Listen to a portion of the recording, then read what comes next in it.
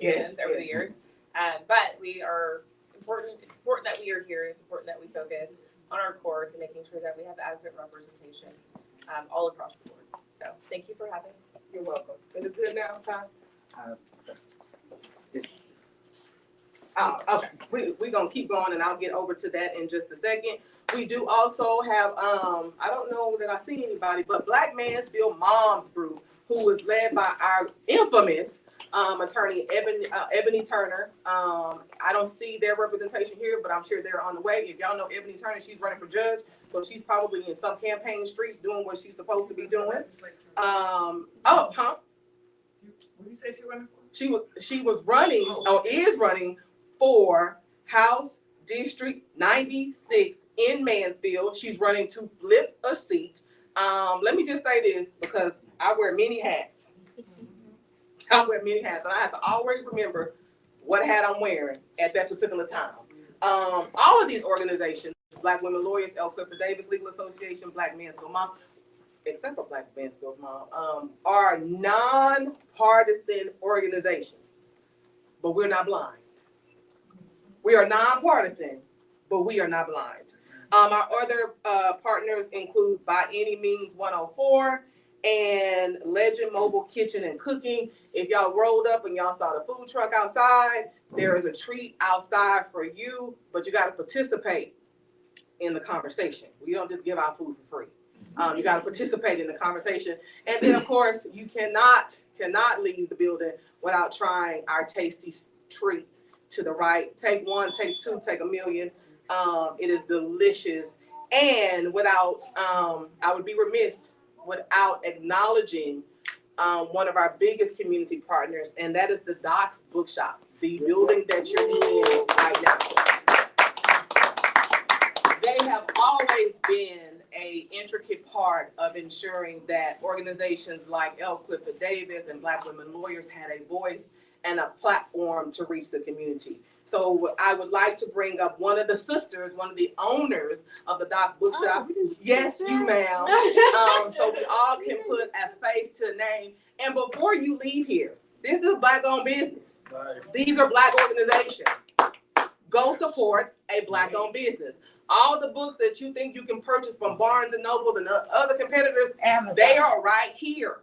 They are right here. So please peruse. Don't just peruse, purchase. Bye. We're not ready for you just yet, Judge Hicks. Oh, okay. It's okay. At least I'm here. Amen. At least you are here. We're going to give you kudos to that. But like I was saying, please support a big Black business. I don't want to say small no more, y'all, because that's a mental state. There's a big Black business, so go support the big Black business. And before I bring her up, I see I don't know if it's CEO, co-founder of By All Means 104, Tracy. Come on up, say hello. You are part of this. Thank you. Put so together. Come tell everybody, hey, hello. I know she put us on the spot. It's not ready. Your organization has been floating all around social media, so they need to see your face. Hi, everybody. Thank you guys so much for coming out. My name is Patrice Jones, and I am the Executive Director of By Any Means 104 and founder of Southside Community Garden. I'm so happy to have you guys all here so we can discuss this very important topic of our judicial system here in Tarrant County. Thank you to Lisa Hamplin for allowing our organization to be a part of this, and Crystal. So I'm just honored to be here, and I'm looking forward to get to know each and every one of you and to hear from our lovely board member, Judge Hicks. Thank you for so much. And Sister Craddock ran to the back. I knew what that was about, but it's all good. We're going to give her an opportunity to say something real shortly. And now let's get into the program. So hopefully, like when you go to church, you have your Bible and your notes, your notepad and your pen, because you're going to receive a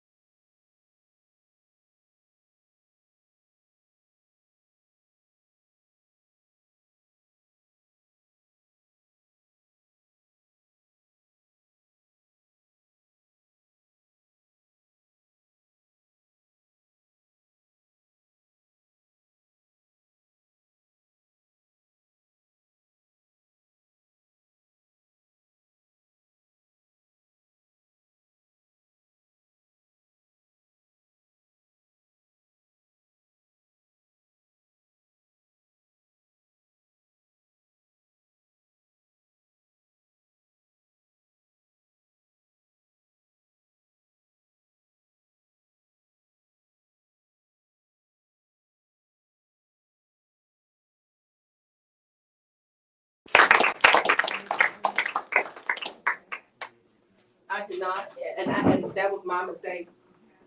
Mamie Bush also was elected as a county criminal court judge, and I believe that was in 1992. 94 to 97. Okay, so my counting has been wrong. I think I said 6. It's 7. Y'all don't be appalled because that wasn't no big jump. It's been 7 African American judges in Tarrant County's history over the last 30 years. And you'll all agree with me, but that's quite sad.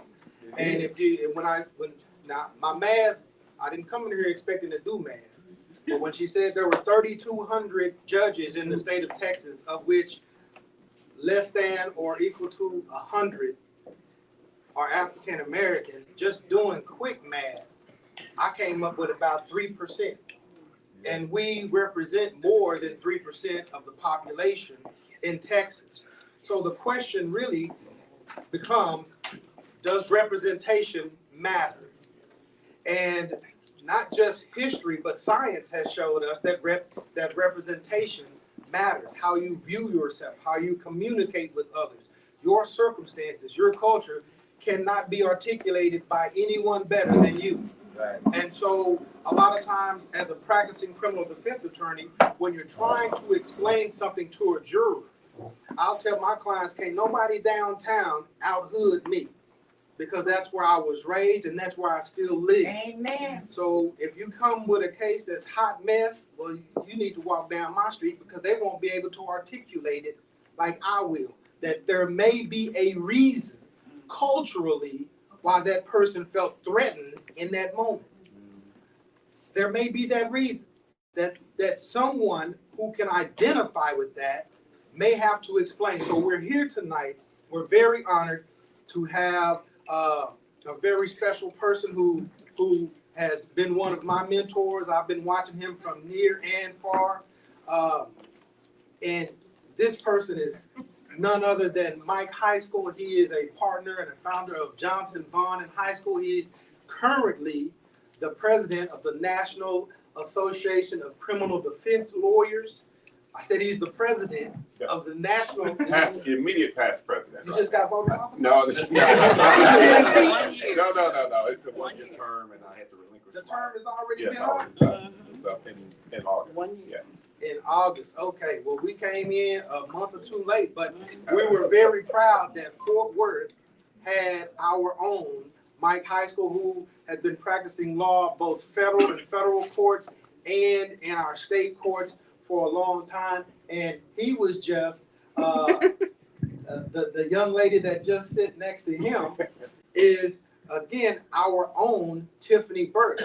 Between these two, we probably have the better part of 60 years worth of criminal law experience up here, and I'm not going to divide it. Don't worry about how it's divided. But Tiffany worked with the Tarrant County District Attorney's Office for a very long time, and she even ran for Tarrant County District Attorney. So she has experience with what it takes to get out and knock on doors and trying to get people to vote and understand the core issues that are relevant to us today. And she's experienced firsthand the frustrations with low voter turnout. And so we're all here trying to address that.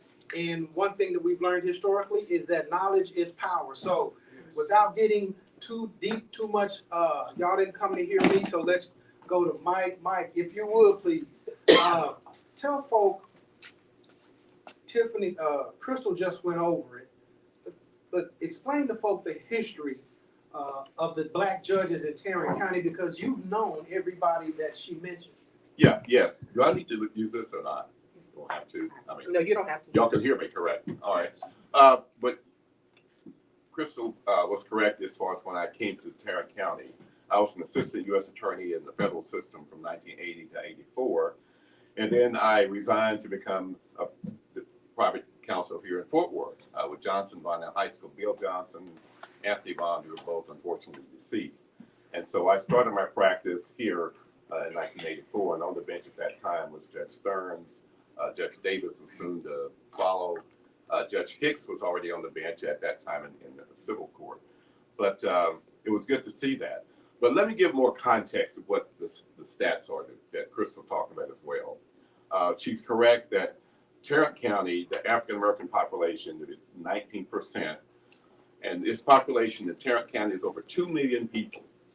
We are the third most populous county when you look at it from the standpoint of Harris County, Dallas County, Tarrant County, then you go to Bexar County and Travis County. So you have 19%. And look at the judges that we do have here. There are 11 district court judges, one of whom is Judge Salvant, who will be leaving at the end of the year. We have 10 county criminal court judges. That's 21 added up. Then we have magistrate judges. In my last count, we're 13 or 14 magistrate judges. And we're losing one. Tamala Ray, our only African-American magistrate judge, is stepping down as we speak. And I think that's effective here at the end of the month, as I recall. Am I correct in saying that, Tiffany? Tomorrow. And so with that being said, there are 34, 35 judges, magistrate judges, district court judges, and county criminal court judges.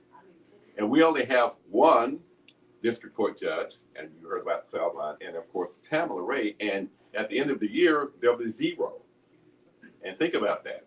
Dallas County has over 2 million people, 2.5 million people. They have many more judges. You go into a court. I was at the courthouse this morning, the state courthouse in Dallas County. Nearly every county criminal court judge is African American female. There are a number of African American judges in the district court level. Right across the Trinity River here, it's day and night. And that's a sad shame. It's a sad commentary on where we are in Tarrant County as to why we do not have more black judges on our bench here. Harris County the same way. Many, many more African American judges. So this dearth of judges or black judges in Tarrant County is something that we should be keenly aware of, and it should be at the top of our list, because black judges are important for a couple of reasons, in my opinion. Number one, it inspires some institutional legitimacy in our system. If you don't have anyone of color, and with the amount of people of color who go in that court in and out every day, those litigants, those defendants, and they see only white judges, I mean, how does that view? What are the optics there? And what type of legitimacy really do people look at it from that standpoint of, well, I go to the courthouse and there's no one like me on the bench. Can I get a fair shake? Maybe not, maybe you can. But the optics of it is so depressing to think of it in that manner. Then from the standpoint of two, if you don't have the judges, and when they meet, and these judges meet on a routine and regular basis, if you don't have any African American judges during those meetings, what are they talking about? Should we be in the room? You will get the respect there, and the conversation can change when you have those African American judges in those rooms to talk to the other judges about issues coming up in the courthouses, in the courtrooms. So then you also have the aspect of just having role models for young attorneys, young black attorneys. We have a law school in Fort Worth right now, Texas A&M Law School. We have a couple of law schools in Dallas. And young attorneys who come around and who go to the courtrooms, if they don't see anyone of color up there, what are they thinking? Does that give them any inspiration or not, or is it depressing to them? Am I going to go into this system, being, one of very few to begin with, and then I go into a courtroom and I can't find a black judge in Tarrant County? So it's very concerning. We have to put it at the top of our list of issues to be addressed. But when I started here many, many years ago, it was refreshing to see Judge Stearns, Judge Davis, Judge Hicks, even though I was not doing any civil work, on the bench. And when we would have our black bar meetings, see our judges come to the meetings and give us their advice and counsel on certain things that may come up in their courts or what's going on in the system, it was rewarding, it was refreshing. And it made us proud, made me proud that we did have someone. Now, we don't have that. We're about to lose this. And it's a sad commentary, as I said earlier, on our system, at least here in Tarrant County.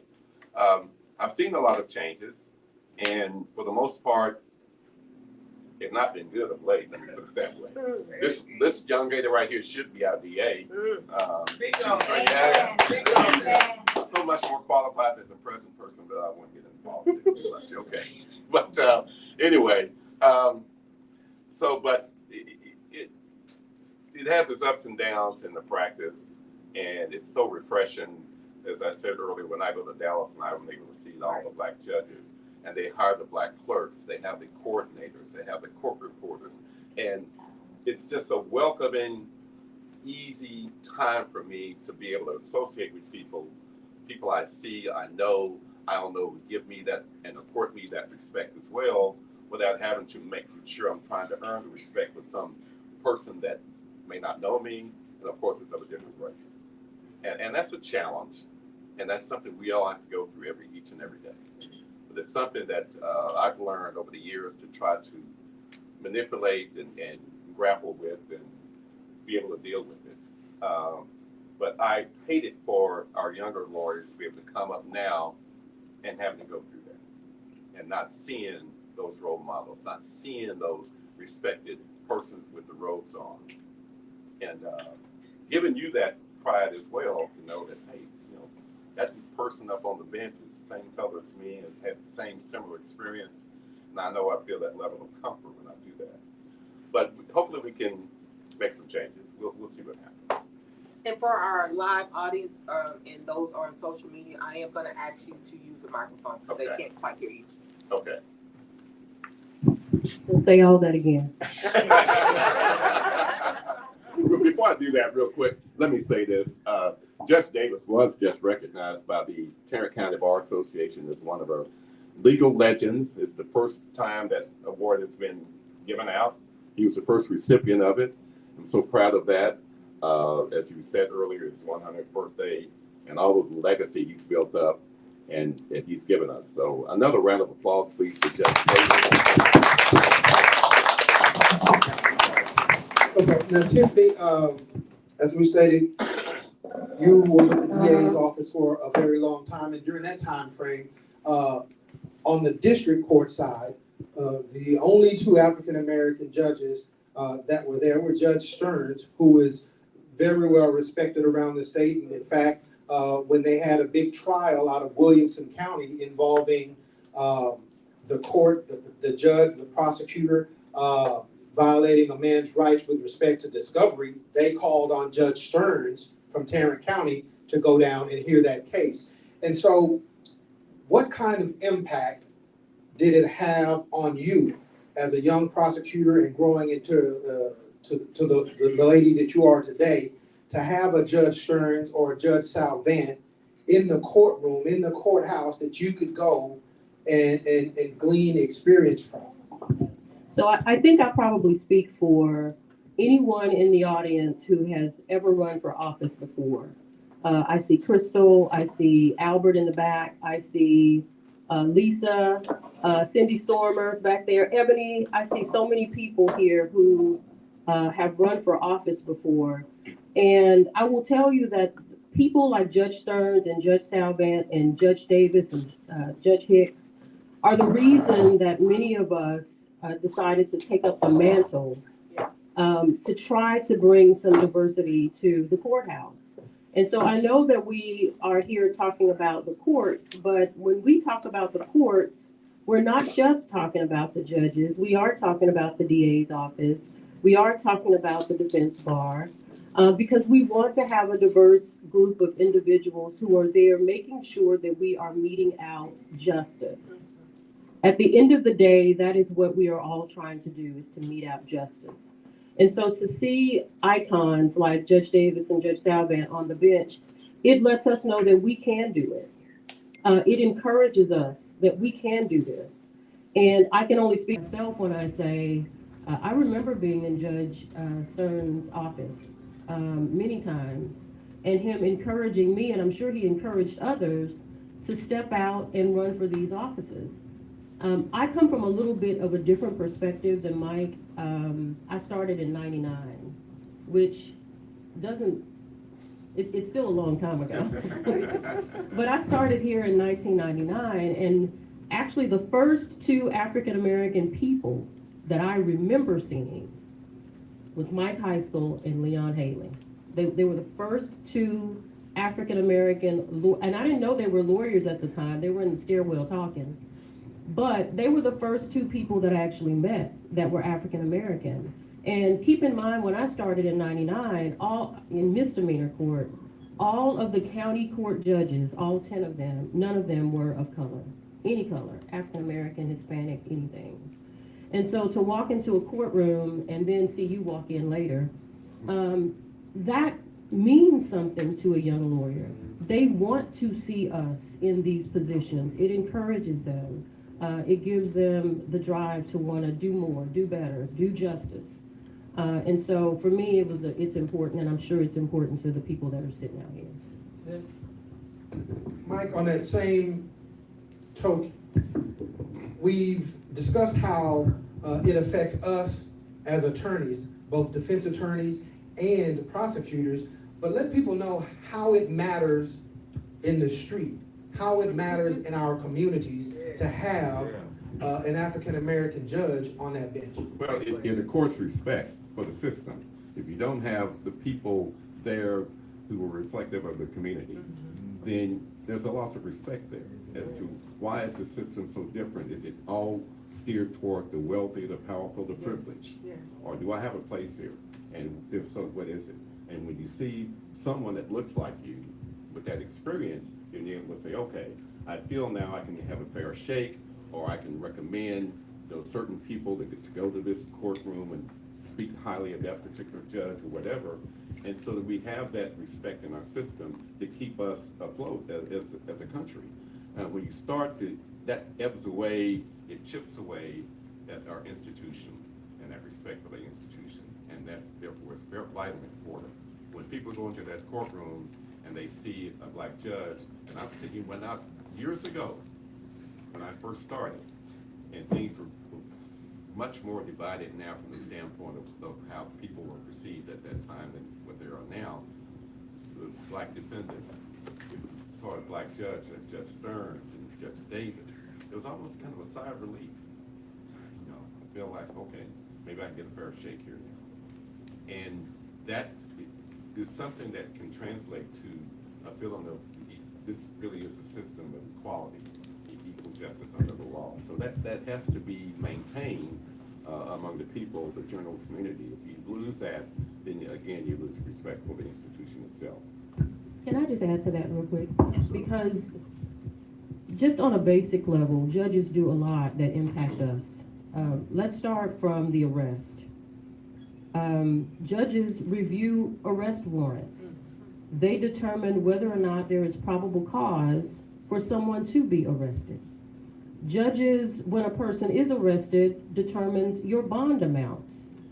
That's crucial because some judges, depending upon where they come from or their maybe biases that they have, some judges' bonds are a lot higher than other judges' bonds when it comes to particular people and particular offenses. Let's just speak truth to power here.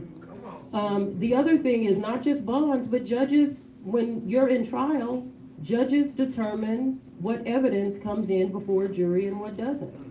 And so sometimes people's perspectives on how they see other people determines sometimes how those rulings are made. More importantly, judges sometimes sentence individuals. And I know that people have seen and have heard instances where it appears that people of African American descent are getting stiffer punishments than someone else might be similarly situated. But let's not talk about whether or not that does or doesn't happen. Let's affect change now. Yes. Why don't we have more African American people running for judge in Tarrant County? Yeah. That's a question I think you're going to ask us later. So I'm going to go ahead and answer it real quick. Yes. We don't have more people running for judge because for years, since 1999, and I know we don't want to make this political, but the judiciary has been run by the Republican Party, okay? And there are many people of African American descent who are not Republican. They don't want to run as a Republican. Yeah. And they don't see a place for themselves in the Republican Party. Yes. So they haven't been for years. And I can tell you because I've talked to a number of people who wanted to run for judge, but were Democrats and said, why would I run, spend money, spend time, only to lose? and it hasn't been until recently. Leon, when did you run? 2014. 2014. 2014 was about the time that I started seeing Democrats running for office. That's just 10 years ago. But we're still 10 years later, and we still don't have many African Americans running for judge. When the 4 Tarrant ladies ran in 2022, that was kind of a phenomenon to see all. Oh, no. Well, I know you. Okay, let me correct the record because Judge Hicks is gonna correct me. Let me correct the record. Let me correct the record, Judge Hicks. Because before that, I know Judge Hicks and Valerie Baston. There were several people who ran for judge before them. Shout out, black women. Thank you. My apologies, Judge Hicks. She's correct. But there was something about these 4 ladies that were running together on a campaign out there walking the streets trying to bring something to the community about why it was important for there to be an African American face in our courts. And so I think that's one of the issues that I think we're seeing is that people are not running because they don't see a place for themselves on the bench.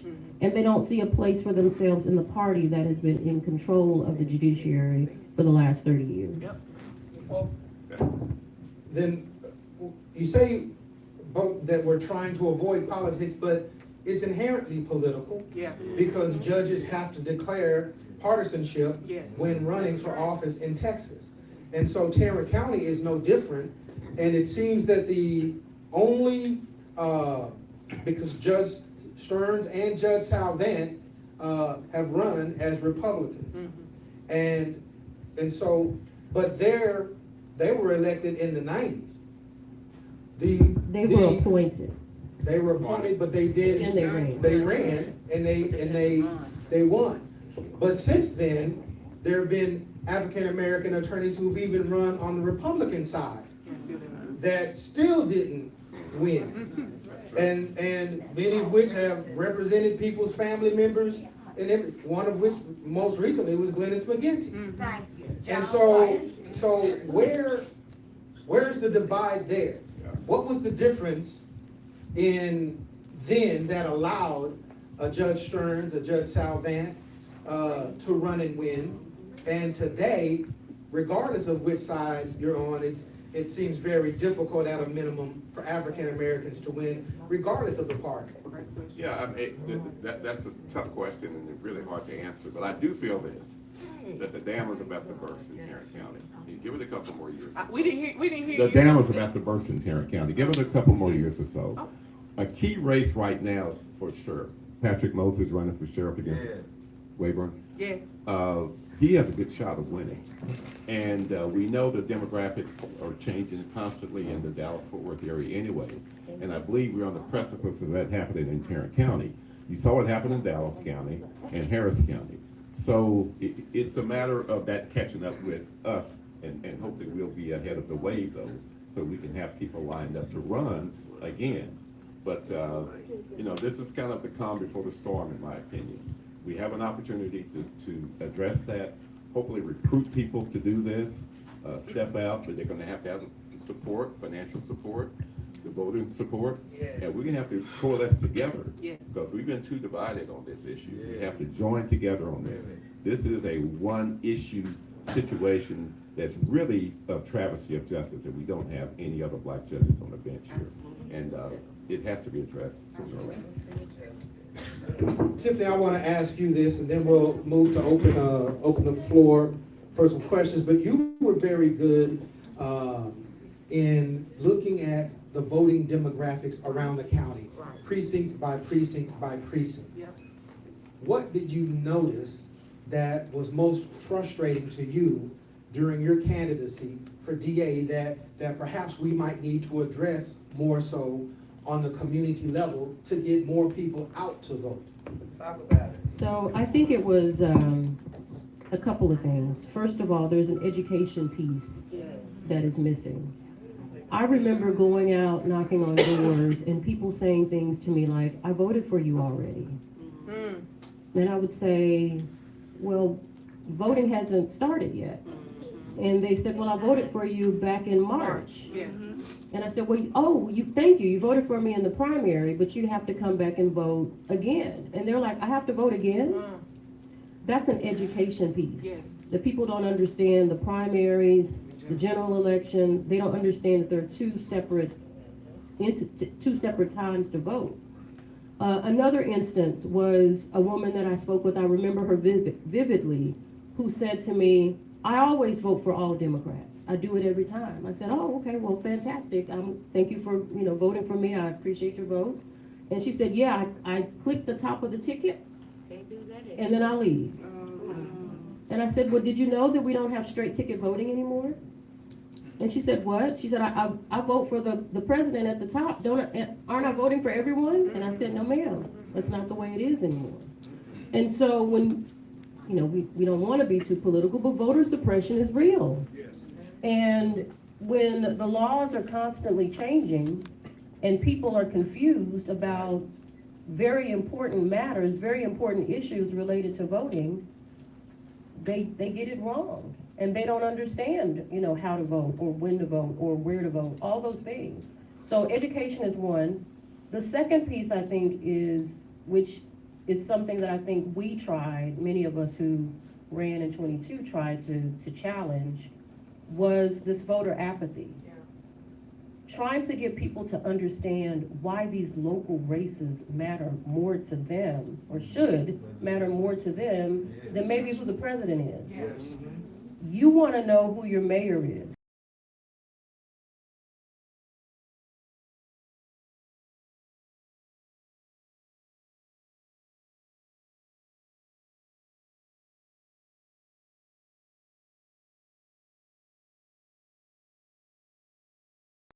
Two things that I saw that were missing, in my opinion: education and an apathy, not understanding why their votes right here matter.